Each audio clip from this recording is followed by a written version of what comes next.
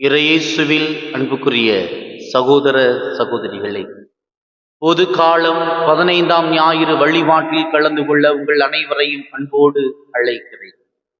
மருத்துவர் ஒருவர் ஒரு நாள் இரவு காட்டு வழியிலே பயணம் செய்து கொண்டிருக்கிறார். பொதுவாக அந்த வழியிலே யாரும் அவ்வளவு எளிதில் பயணிப்பது கிடையாது. ஏனென்றால் அது ஒரு கரடு முரடான பகுதி, கள்வர்கள் நிறைந்த பகுதி. மருத்துவர் பயணம் செய்து கொண்டிருக்கிற போது சிறிது தூரம் சென்று பார்க்கிறார். நடு ரோட்டிலே ஒருவர் கிடைக்கிறார். தன்னுடைய வாகனத்தை நிறுத்திவிட்டு அந்த மனிதரை சென்று ஓடுகிறார். அவர் உயிருக்காக போராடி கொண்டிருக்கிறார்.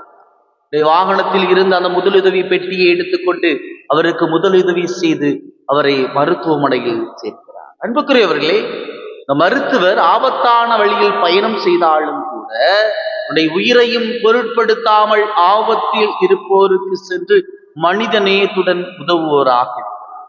இந்த நற்செய்தியிலே பார்க்கின்ற போது நல்ல சமாரியனை பற்றி கூறப்பட்டிருக்கிறது. நற்செய்தியின் பின்னணியில் பார்க்கின்ற போது கிமு 722 யூதர் சமாரியர் மோதல் நடைபெறுகிறது. இந்த சமாரியர்கள் என்பவர்கள் அந்த அசாரியாவை கைப்பற்றிய போது பிற இனத்தருடன் கலப்பு திருமணம் செய்ததால் யூதர்கள் தீண்டத்தகாதவர் என நடத்தப்படுகிறார். எனவே யூதர்கள் சமாரியருடன் பேசவோ அவருடைய பொருட்களோ பயன்படுத்தவோ அவர்கள் கூடாது என்று வாழ்ந்து வருகிறார்கள்.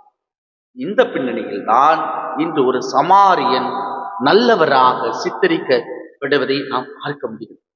அன்புக்குரியவர்கள், எருசலேமிலிருந்து எரிகோவுக்கு செல்லும் இந்த பாதை 27 கிலோமீட்டர் நிறைந்த ஒரு சாலை பகுதி. இந்த பாதையை இரத்த பாதை என்று அழைக்கிறார்கள். ஏனென்றால் இந்த பாதை கள்வர்கள் நிறைந்த மலைப்பகுதியாக இருந்ததால் பயணிகள் தாக்கப்படுகின்ற சம்பவங்கள் அடிக்கடி நடைபெற்றுக் கொண்டிருக்கின்றன. ஒரு யூத பயணி கள்வரால் தாக்கப்பட்டு காயம் கிடைக்கிறார்.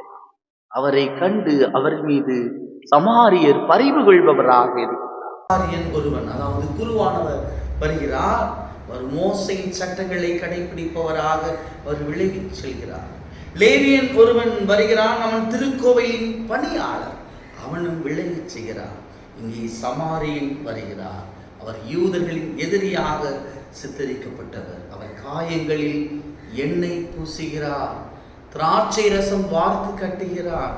தனது விலங்கில் ஏற்றி ஒரு சாவடிக்கு கொண்டு சென்று அவருக்கு பராமரி செலவுக்கு 2 வெள்ளி நாணயங்களை அவர் கொடுப்பவராக இருக்கிறார். அன்புக்குரியவர்களே, ரோமையர் புத்தகம் 13வது அதிகாரம் 10வது வசனம் கூறுகிறது, அன்பு அடுத்திருப்பவருக்கு தீங்கிழைக்காது, ஆகவே அன்பை திருச்சட்டத்தின் நிறைவு என்று கூறுகிறார். இங்கே இந்த சமாரியர் சட்டங்களை தாண்டி மனித நேயத்துடன் உதவுகிறார். எனவே இங்கு இவர் இயேசுவாக சித்தரிக்கப்படுகிறார். அன்புக்குரியவர்களே, காயமடைந்த மனிதன், பாவத்தால் சேதப்படுத்தப்பட்ட ஒரு மனித குலம் சமாரியன் குணமாக்க வந்த இயேசு என காட்டப்படுகிறது. எனவே எண்ணெய் இங்கே ஆவியானவராக ஒப்பிடப்படுகிறது. திராட்சை ரசம் இயேசுடைய இரத்தத்திற்கு ஒப்படைக்கப்படுகிறது. சாவடி திருச்சபை ஆக மையப்படுத்தப்படுகிறது. ஆக இந்த சமாரியன் ஒரு இயேசுவாக சித்தரிக்கப்படுகிறார். முதல் வாசகம் கூறுகிறது, கடவுளின் குரலுக்கு செவி கொடு என்று.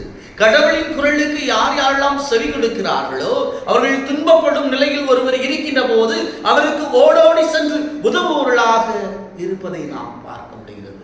நான் முதல் ஒரு நிகழ்விலும் கூறினேன், ஒரு மருத்துவர் யாரும் தெரியாத ஒருவருக்கு அவர் ஒரு அடுத்திருப்பவராக சென்று உதவுகிறார். இந்த சமாரியர் ஒரு எதிரியாக இருந்தாலும் ஒருவர் குற்றுகிறாய் குலைகிறாய் இருக்கின்ற போது இவரும் அவருக்கு சென்று உதவுவராக இருப்பதை நாம் பார்க்க முடிகிறது. அன்புக்குரியவர்களே, அடுத்திருப்பவர் என்பவர் யார்?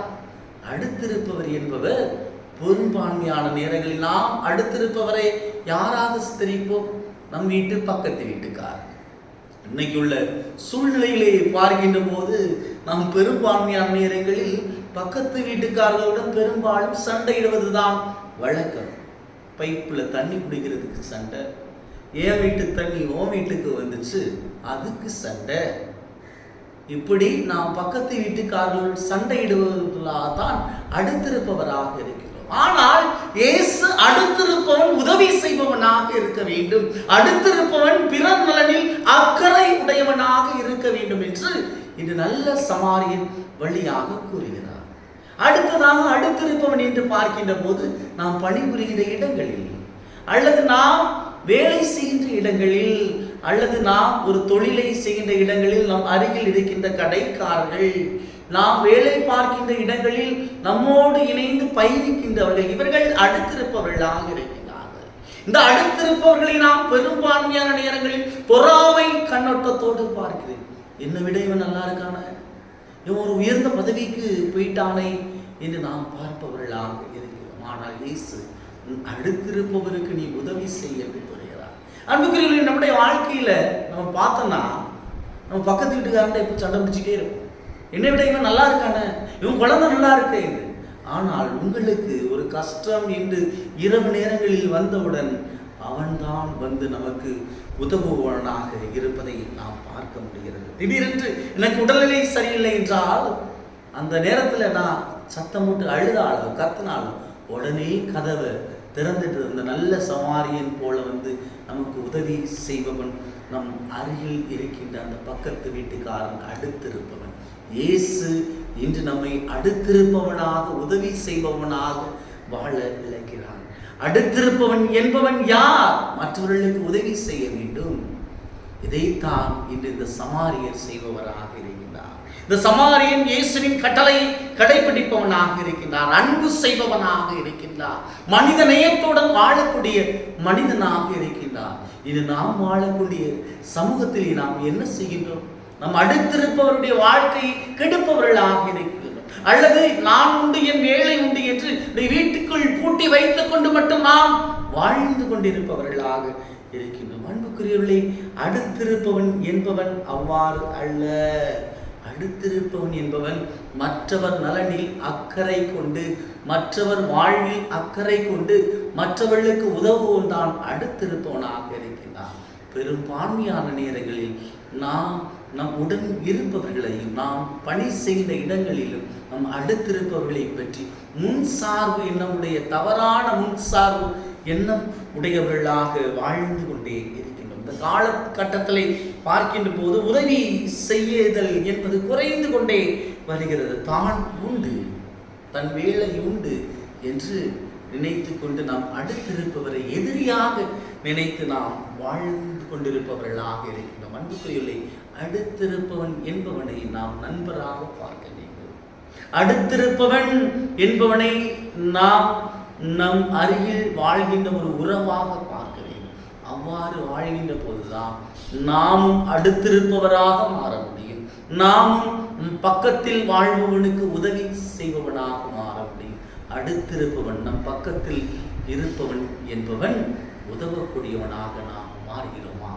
நாம் நம் அருகில் இருக்கின்ற மனிதன் துன்பப்படுகின்ற போது, துயரப்படுகின்ற போது, உதவி தேவைப்படுகின்ற போது நாம் மனித நேயத்துடன் ஓடோடி சென்று ஒரு அடுத்திருப்பவனாக உதவுகிறோம் என்றால் நாம் தான் இயேசு. அதைத்தான் இயேசு, நீங்கள் நல்ல சமாரியன் போல் வாழுங்கள். இந்த சமாரியன் அவர்களுக்கு எதிரியாக இருந்தாலும் கூட அவன் ஓடோடி சென்று மனித நேயத்துடன் உதவி செய்தான். இன்று நாம் வாழ்கின்ற உலகிலே மனித நேயம் குறைந்து கொண்டே வருகின்றது. மனிதன் விஞ்ஞான உலகிலே வாழ்ந்து கொண்டிருக்கின்றான். தன் குடும்பம் என்று ஒரு குறி வட்டத்திற்குள் வாழ்ந்து கொண்டிருக்கின்றான். ஆனால் இயேசு அவ்வாறு கூறவில்லை. மாறாக நீங்கள் நல்ல சமாரியனாக மாற வேண்டும் என்றால் பிறருக்கு உதவி செய்ய வேண்டும், மனித நேயத்தோடு வாழ வேண்டும். அவ்வாறு வாழ்கின்ற போது நீங்களும் இயேசுவாக மாற முடியும். ஆமென்.